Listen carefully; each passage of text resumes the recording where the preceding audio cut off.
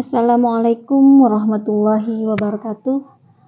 Sebelumnya perkenalkan, nama saya Handayani dan di sini saya akan menjelaskan tentang pengertian anak berkebutuhan khusus atau ABK, klasifikasinya dan juga sekolah apa yang cocok untuk anak berkebutuhan khusus. Nah, selanjutnya akan saya jelaskan tentang pengertian ABK itu sendiri. ABK itu atau anak berkebutuhan khusus itu adalah anak-anak yang memiliki kebutuhan yang berbeda dari anak-anak pada umumnya, sehingga memerlukan dukungan dan perhatian khusus dalam pendidikan dan perkembangan mereka. Jadi anak ABK ini dari segi fisik, mental, emosi juga berbeda dari anak-anak normal pada umumnya, sehingga mereka membutuhkan perhatian khusus dan juga pendidikan yang khusus. Nah, di sini juga ada klasifikasi ABK itu bervariasi. Nah, berikutnya akan saya jelaskan tentang klasifikasi ABK itu sendiri.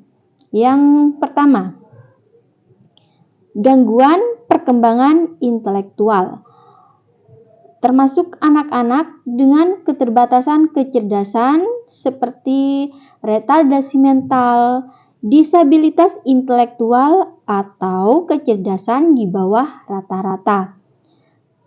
Dan yang kedua, yaitu adanya gangguan perkembangan fisik. Di sini melibatkan anak-anak dengan kondisi fisik yang menghambat kemampuan mereka, seperti contohnya cacat fisik atau penyakit kronis yang membatasi gerakan mereka. Yang ketiga, yaitu gangguan perkembangan sensorik, meliputi anak-anak dengan masalah pendengaran seperti tuli atau gangguan pendengaran. Selain itu juga masalah penglihatan, contohnya buta atau gangguan penglihatan, atau juga gangguan dalam persepsi sensorik lainnya. Yang keempat ada gangguan perkembangan bahasa dan komunikasi, termasuk anak-anak dengan masalah bicara, bahasa, dan komunikasi seperti gangguan bicara, afasia, atau gangguan komunikasi sosial.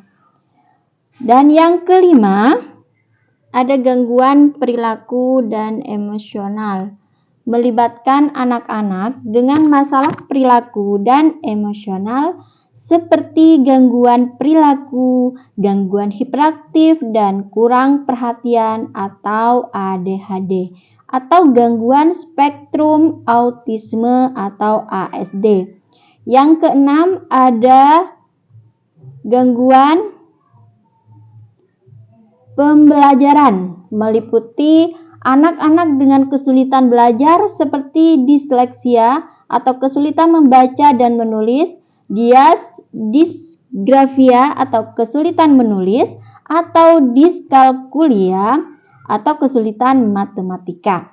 Dan yang ketujuh, gangguan kesehatan mental, termasuk anak-anak dengan masalah kesehatan mental seperti depresi, gangguan kecemasan, atau gangguan makan. Dan yang kedelapan, kebutuhan pendidikan khusus lainnya, merujuk pada anak-anak dengan kebutuhan pendidikan khusus yang tidak termasuk dalam kategori-kategori di atas, misalnya anak-anak dengan kebutuhan medis yang kompleks atau anak-anak dengan kebutuhan pendidikan yang sangat khusus. Penting untuk diingat bahwa klasifikasi dan istilah yang digunakan dapat bervariasi di berbagai negara dan sistem pendidikan. Pemerintah dan lembaga pendidikan setempat biasanya memiliki pedoman dan definisi yang spesifik untuk mengidentifikasi anak berkebutuhan khusus dan memberikan dukungan yang tepat kepada mereka. Nah, di sini untuk anak berkebutuhan khusus tentunya juga disekolahkan, bisa disekolahkan di sekolah yang normal jika itu memungkinkan. Tetapi jika tidak memungkinkan, ada sekolah khusus untuk anak berkebutuhan khusus. Sering disebut, sekolah itu sering disebut sebagai sekolah inklusi atau sekolah pendidikan khusus. Tujuannya adalah untuk menyediakan lingkungan pendidikan yang mendukung kebutuhan khusus anak-anak dengan beragam kondisi dan memastikan mereka mendapatkan pendidikan yang sesuai. Nah, berikut ini adalah beberapa jenis sekolah yang mungkin tersedia untuk anak berkebutuhan khusus atau anak ABK. Yang pertama ada sekolah inklusi. Sekolah inklusi itu adalah sekolah umum yang menerima siswa dengan beragam kebutuhan khusus. Di sekolah inklusi ini, anak-anak dengan kebutuhan khusus belajar bersama dengan teman sebaya mereka yang tidak memiliki kebutuhan khusus. Dalam lingkungan inklusif, upaya dilakukan untuk mengintegrasikan siswa ABK ke dalam kelas reguler sebanyak mungkin, sambil memberikan dukungan tambahan yang diperlukan. Terus yang kedua, ada sekolah pendidikan khusus. Sekolah pendidikan khusus adalah sekolah yang khusus dirancang dan ditujukan untuk ABK. Sekolah ini mampu menyediakan lingkungan yang lebih terfokus dan mendalam dalam memberikan dukungan dan perhatian khusus sesuai dengan kebutuhan masing-masing anak. Mereka sering memiliki staf yang terlatih secara khusus dan fasilitas yang disesuaikan untuk memenuhi kebutuhan pendidikan dan pengembangan ABK.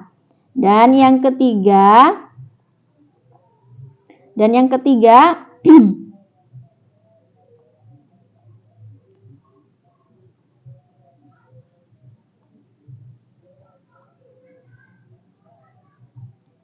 ada kelas khusus dalam sekolah umum. Kelas khusus dalam sekolah umum. Beberapa sekolah umum mungkin memiliki kelas khusus atau unit yang ditujukan untuk siswa dengan kebutuhan khusus tersebut. Kelas ini biasanya terdiri dari siswa ABK yang belajar bersama dengan sekelompok kecil teman sebaya mereka yang memiliki kebutuhan serupa. Meskipun siswa ini berada dalam kelas khusus, mereka masih terhubung dengan sekolah umum secara keseluruhan. Dan yang keempat, pendidikan di rumah. Beberapa orang tua memilih untuk memberikan pendidikan bagi anak berkebutuhan khusus mereka di rumah. Dalam kasus ini, mereka mungkin mempekerjakan tutor atau mengikuti program pendidikan jarak jauh yang disesuaikan dengan kebutuhan mereka. Pilihan ini bisa dipertimbangkan ketika tidak ada sekolah inklusi atau sekolah pendidikan khusus yang tersedia di daerah tersebut, atau jika orang tua merasa bahwa pendekatan ini lebih cocok bagi anak mereka. Nah, setiap negara memiliki pendekatan dan sistem pendidikan khusus yang berbeda untuk ABK. Jadi, penting untuk menghubungkan otoritas pendidikan setempat atau sumber informasi yang relevan untuk mendapatkan informasi lebih lanjut tentang sekolah-sekolah yang tersedia dan layanan pendidikan khusus yang ditawarkan di wilayah Anda.